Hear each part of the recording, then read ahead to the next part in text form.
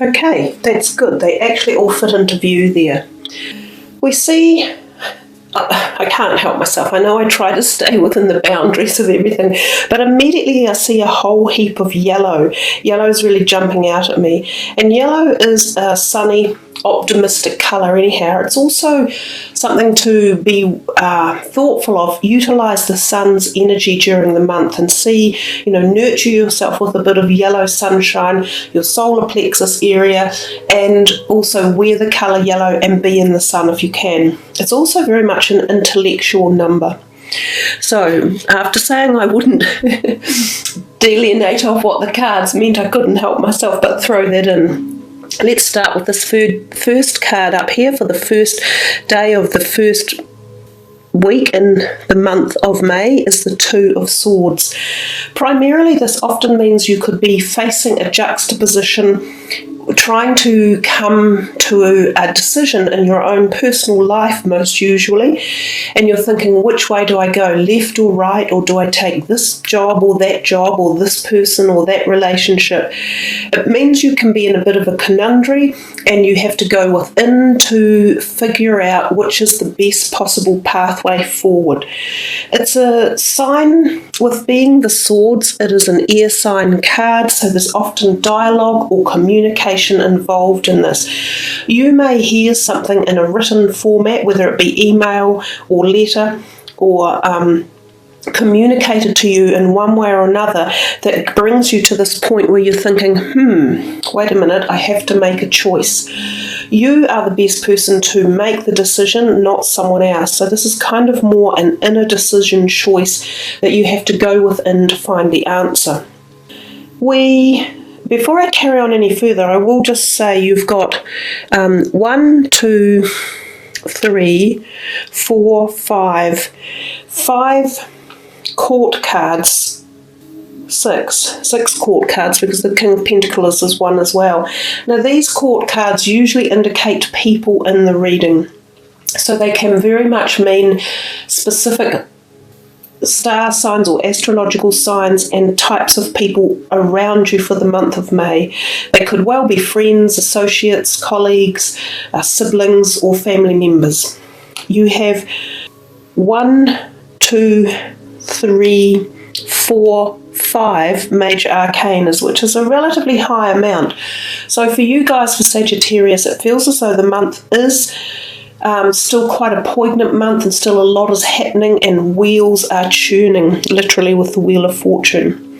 Coming into the second card in the first week of the month, 9 of Cups, the Wish card.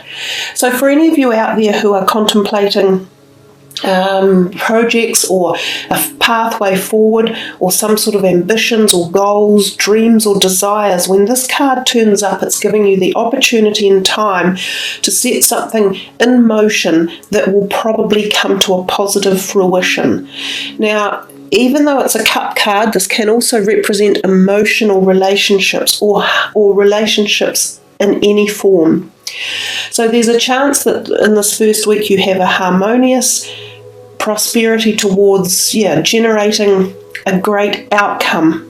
That's a beautiful card to have in a reading, and he often exudes his energy further and beyond just himself, so into other areas. And we see here 2 kings sort of butting up against him on angles. So this could be to do with males, either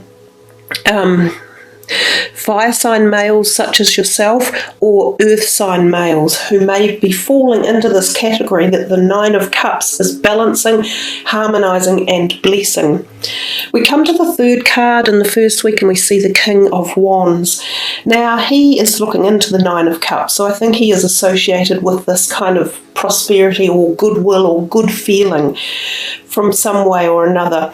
He could very well be yourself, of course, because Sagittarians, this is your energy. He is looking in at that card, so you are either going to be the person who creates this harmonious balance in your life or helps bring blessings or goodwill to relationships around you, or you're admiring the fact that this is coming into your life.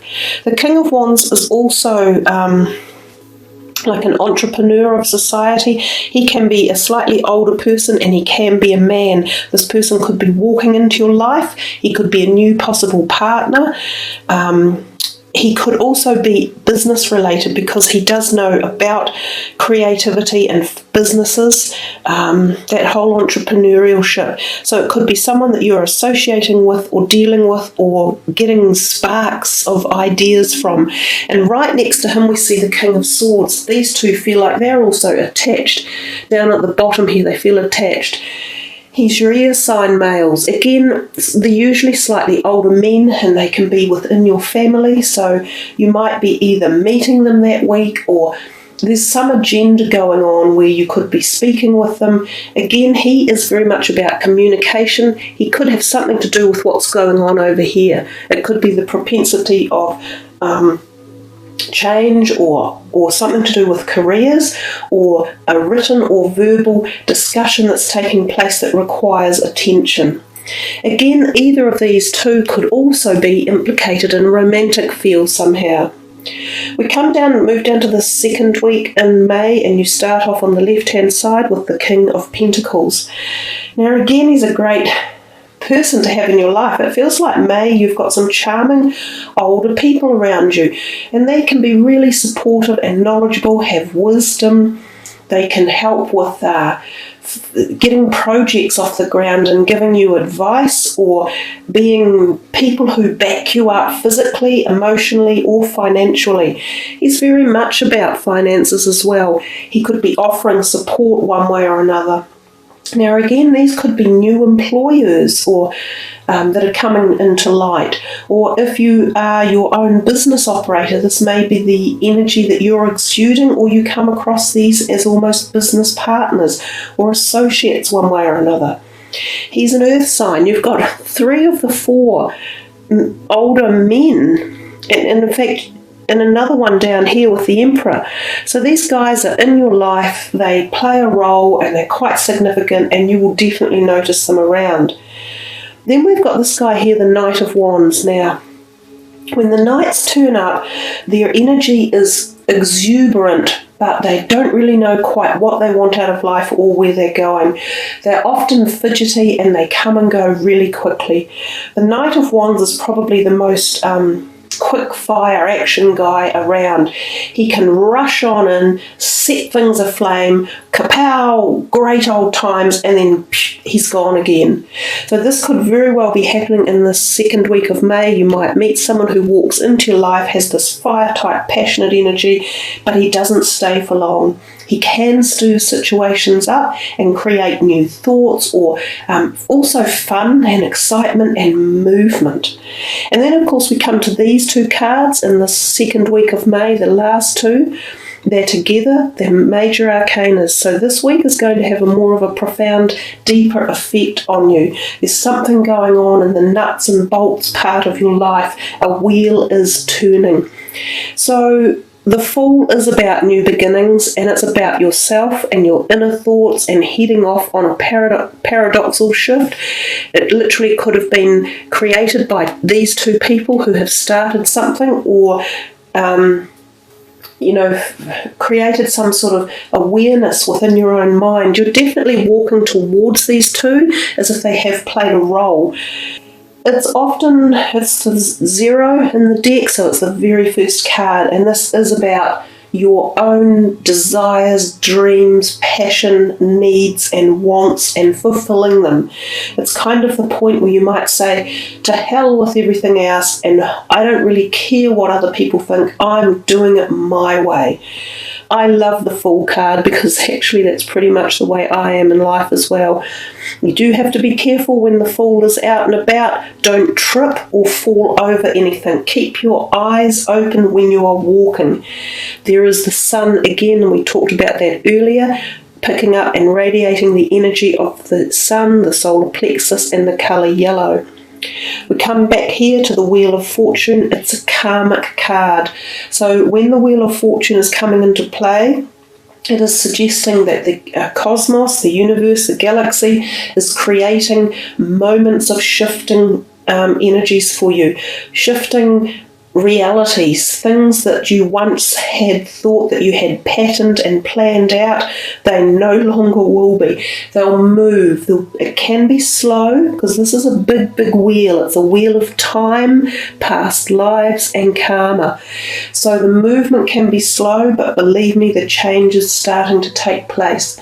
Now, April, for the beginning of the astrological year and the Aries new moon, had some really deep, profound planetary aspects to it, some that we haven't seen for thousands of years, and a lot of them pertained to our own inner needs and addressing them and being honest to who we are and what we want in life. So this could be very much kicking into action for you guys around about now. And then, of course, the next card down, we come to the Strength card in this third week. And again, it's another major arcana card for you. She is, again, about inner strength. She has the infinity number above her head, which is usually the whole life cycle and no endings. And we talk about no endings again in the realm of karmic and past lives. So some of these people that have come in up here might be past life people that are walking into your life creating some sort of flux or energy change. And it's meant to happen because it projects you onto the next path forward and the next series in your life. She talks predominantly about having inner strength, so not necessarily using physical strength to overcome any situation, but knowing that you have the fortitude, the mindset, the intelligence, the calmness to win in a situation if there's any cause for, thinking, oh, I'm in a panic, I can't solve this. You can solve it. Take your time. Take some deep breaths, slow everything down, and use your rationing and also your philosophical processes and your gentleness even to overcome any situations that are around at this particular time. We have another knight here and right next to him a page, and they're both of the same earth sign realms. So similar age, younger people, they're both looking out this way. There's a possibility here that there's an offer of a new job or opportunity or new ways to look at your finances or address things within your financial perspective. It often does herald opportunities for career change, new beginnings, new jobs. Some of you may even be coming into the workforce for the first time, or coming back in after a long time out of the workforce. For others of you, you might be even contemplating your own business. And again, these are all prospective suggestions or propositions when these two are out and about. And that they're both together seems to me to have more of a domino effect. We come, again, you could look at it from one other perspective. They can be people who will walk into your life who might be potential co-creators of something, whether it's a romance, which is a possibility. So you might come across an earth sign that connects with you in this third week in May here. So keep your eyes out for that as well, guys. The Four of Swords traditionally is a card of rest and quiet and taking some time out. So if you can find some time in this third week of May towards the end to reignite your cells in your body, to replenish your physical needs, to basically retreat. Go somewhere quiet, peaceful, enjoy a quiet weekend maybe, re-energize the battery cells. It's just about re-energizing. It can be a symbol of saying that you have had quite a lot going on and you may have been working a bit hard and you do need to actually slow down. And this could be a possibility from all this major arcana energy that was over here, and even this, if it is the prospect of starting something new financial-wise or career-wise. Taking rest and respite is always a wise and great thing to do to give ourselves. We are often permanently busy in our modern day societies and our modern lives, and I don't think we give enough credence to giving ourselves some peaceful, contemplative, meditative energy. We come down here to the final week in May, and we start the week off again with another major arcana. Now he's the Emperor. I'll move that up just a little bit for you because they're not quite in line. The Emperor is usually referred to quite simply as Aries time.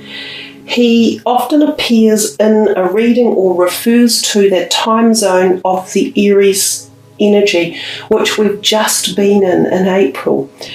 So something that you could have done or started in April may be reconnecting right now and kicking into action. Or you are thinking back to stuff that you were dealing with in April, and indeed he is looking back here.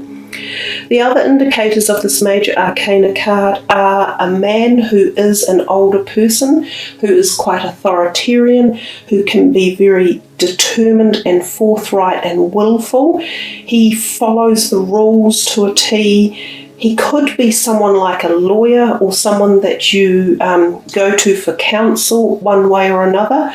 He could be quite useful in documentations or seeking higher knowledge. For some of you, it can also be the indicators of a relationship as well. And if it is, it could be very much an older Aryan man. We then come to this card and we see the Nine of Wands.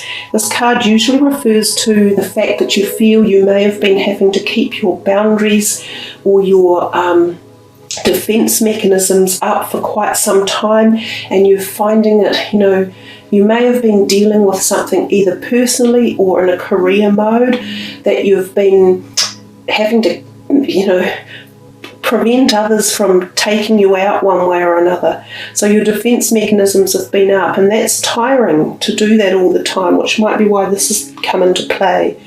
But what the card says is keep going, because you're nearing the end and your hard work will pay rewards and dividends, that they will soon enough start listening to your side of the story. There's a little bit further to go yet before it sort of ceases to be that argy-bargy energy, but if you just hold your ground a little bit longer, it will have been worth all this effort that you've put in to keep your boundaries up. The other side of looking at the card is to say to yourself, sometimes we put our boundaries up when we don't necessarily need to. We sometimes misunderstand the way other people are putting their suggestions forward or the situation itself. So there is the possibility that you could stand back at this point in time, if there is something around you, and re-look at a situation and see if there's a different way of viewing it. This card here, as we're moving into the last 2 days of, or 3 days of May, you've got the Six of Cups, a really lovely card. Often talks about going over past happy times, so childhood memories, someone from the past, like a family member, who you reconnect with one way or another. Now again, this can be via the internet or through verbal conversation, or meeting them at a family function or a party or an occasion or event. The other thing this card can indicate is that it can be a past lover coming back into your life, and you might be contemplating whether or not you are interested in uplifting or reigniting past romantic friendships or energies. Interestingly enough, the Devil card sits right at the end of your monthly reading. The Devil is often talking about balancing relationships, energies, thoughts, addictions, patterns, behaviours. So when that card turns up, it's a message and a reminder for us to keep our focuses open and aware, to be non-judgmental, but to not let others also overrule us or overpower us in any way. And you've got a little bit of that going on here. Also with this guy, he can be quite forthright. So all the major arcanas have a more intense perspective to them, and they take a little bit more working through. But the fundamental principles of the card are unhealthy relationships, as in that they're not balanced one way or another. So obsessional, it can be your own obsessions towards someone else, or it can be their obsessions towards yours. or towards you. It can be to do with food, drugs, diet, work, shopping, friends, hobbies, you name it. Anything that's requiring bringing back into balance. And the card suggests that you spend a bit of time thinking about it and letting go of the things that aren't helping you and aren't providing you with the best energy points as you move forward. So there you are, Sagittarians. I like your reading. I love that yellow sunny disposition.